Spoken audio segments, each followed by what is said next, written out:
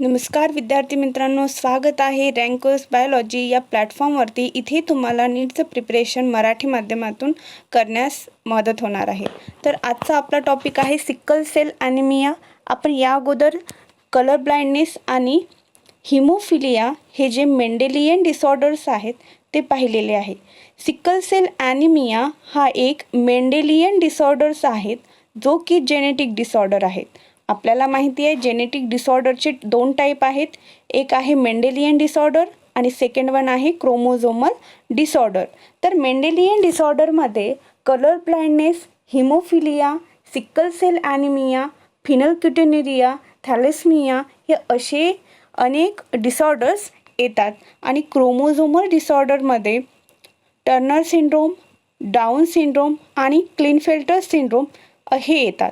तर आज आपण पाहणार आहोत इथे सिकल सेल ॲनिमिया. तर सिकल सेल ॲनिमिया काय आहे, तर हा एक मेंडेलियन जेनेटिक डिसऑर्डर आहे. मेंडेलियन जेनेटिक डिसऑर्डर आहे. यामध्ये काय होतं, सिकल सेल ॲनिमिया. सिकल म्हणजे काय, तर सिकल म्हणजे विळा.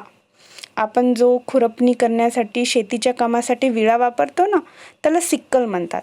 तर आता या सिकलचं इथं मिनिंग का आलेलं आहे ते आपल्याला हळूहळू जेव्हा आपण हे सगळं पाहणार आहोत तेव्हा तुम्हाला लक्षात येईल. तर चला सुरुवात करूया. तर हा सिकल सेल ॲनिमिया हा ॲटोझोम लिंक रिसेसिव्ह ट्रेट आहे. या अगोदर आपण कलर ब्लाइंडनेस पाहिलेला आहे, हिमोफिलिया पाहिलेला आहे. ते काय आहेत, सेक्स लिंक्ड रिसेसिव्ह डिसऑर्डर आहे. म्हणजे आपल्या शरीरामध्ये 23 पेअर ऑफ क्रोमोझोम आहेत. त्यामध्ये जे 22 आहेत ते ऑटोझोमल पेअर आहेत आणि 1 पेअर आहे ती काय आहे, सेक्स क्रोमोझोम. फिमेलमध्ये XX आणि मेलमध्ये XY सेक्स क्रोमोझोम. तर कलर ब्लाइंडनेस आणि हिमोफिलिया हे क्रोमोझोमल सेक्स लिंक डिसऑर्डर होते आणि सिकल सेल ॲनिमिया हे ॲटोझोमल डिसऑर्डर आहे. हे लक्षात ठेवायचं. जेव्हा तुम्हाला असा क्वेश्चन येऊ शकतो की खालीलपैकी कोणता हा ॲटोझोमल लिंक्ड रिसेसिव्ह डिसऑर्डर आहे. ॲटोझोमल लिंक्ड रिसेसिव्ह डिसऑर्डर आहे. त्यामध्ये तुम्हाला कलर ब्लाइंडनेस येईल, त्यानंतर सिकल सेल ॲनिमिया येईल, त्यानंतर तुम्हाला ऑप्शनमध्ये हिमोफिलिया येईल आणि नन ऑफ द अबो येईल. तर यापैकी आन्सर काय असेल क्वेश्चनचं, which is the autosomal linked recessive disorder.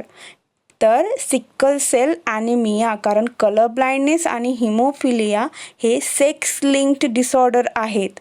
Sex link recessive disorder आहे आणि सिकल सेल ॲनिमिया काय आहे, ॲटोझोमल लिंक्ड रिसेसिव्ह डिसऑर्डर.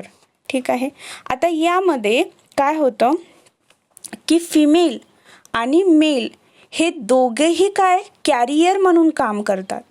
कॅरियर म्हणून काम करतात म्हणजे हा डिसऑर्डर त्यांना होत नाही, पण त्याचे ते जे अंश आहेत, जो तो डिसऑर्डर आहेत हे वाहून न्यायचं काम करतात. हे हेट्रोझायगस कंडिशन दाखवतात. आता हे हिमोग्लोबिन आहे आणि या हिमोग्लोबिनवरती नॉर्मल हिमोग्लोबिन समजा A आहे. तर जे सिकल सेल ॲनिमिया आहे ते हिमोग्लोबिन HbS होईल. आणि ही जर हेट्रोझायगस कंडिशन तुम्हाला SC HbA HbS हे जर असेल तर हे काय झालं, तर हे कॅरियर झाले. कारण इथे हेट्रोझायगस कंडिशन आहे.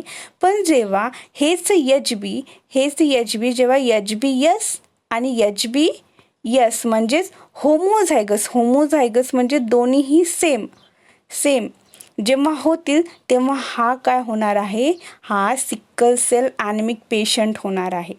ठीक आहे. यामध्ये मेल आणि फिमेल दोन्हीही कॅरियर आहेत. हेट्रोझायगस कंडिशन ही काय आहे, कॅरियर कंडिशन आहे. पण जेव्हा होमोझायगस कंडिशन येते, जेव्हा होमोझायगस कंडिशन येते तेव्हा सिकल सेल ॲनिमिक पेशंट बनतो. एवढं तुम्हाला कळालं. ठीक आहे. जे कॅरियर असतात ते काय करतात, 50% प्रत्येकजण वाहून नेण्याचं काम करतं, पण त्याच्या पुढच्या पिढीला हे सिकल सेल ॲनिमिया होण्याचा धोका असतो. कारण इथे काय होतं की हे कॅरियर होतं आणि जेव्हा 2 सिकल सेल ॲनिमिक पेशंटचं मॅरेज होते तर त्यांचं जे पुढची जनरेशन आहे त्यामध्ये सिकल सेल ॲनिमिया होऊ शकतं. कळालं? आता सिकल सेल ॲनिमिया काय आहे ते पाहूया. हे कशामुळं होतं तर सिकल सेल ॲनिमियामध्ये काय होतं की रेड ब्लड सेल आहेत RBC, जे आपले RBC आहे, WBC RBC हे आपल्याला माहिती आहे. तर जे RBC आहे ती कशी असते, बायकॉन्केव शेप असते. बायकॉन्केव हे तर तुम्हाला इथे फिगर आहे, या डायग्राममध्ये तुम्ही पाहू शकता की हे बायकॉन्केव आहे. आपले ब्लड सेल्स हे असे असतात, बायकॉन्केव शेप. हेच RBC सिकल सेल ॲनिमिया जेव्हा होतो हे अशी होतात, सिकल सेल लाईक म्हणजे या विळ्यासारखा यांचा शेप होतो. तर हे असं का होतं, असं काय होतं? आपल्याला माहिती आहे मेंडेलियन डिसऑर्डर मध्ये काय होतं की फक्त एक जीन चेंज होतो. फॉर एक्झाम्पल ABC असेल आणि त्याचं ASC झालं म्हणजे बीच्या ठिकाणी एकच जीन हा चेंज होतो मेंडेलियन डिसऑर्डरमध्ये. आणि हे सिकल सेल ॲनिमियासुद्धा मेंडेलियन डिसऑर्डर असल्यामुळे सिंगल जीन चेंज झाला आणि हे पूर्ण जे याचं शेप आहे हा RBC आहे, याला सिकल सेल ॲनिमिया झाला. तर यामध्ये काय होतं की अशी एक पेयर आहे, अशी एक नॉर्मल फॉर्म पेयर असते जी की आहे GAG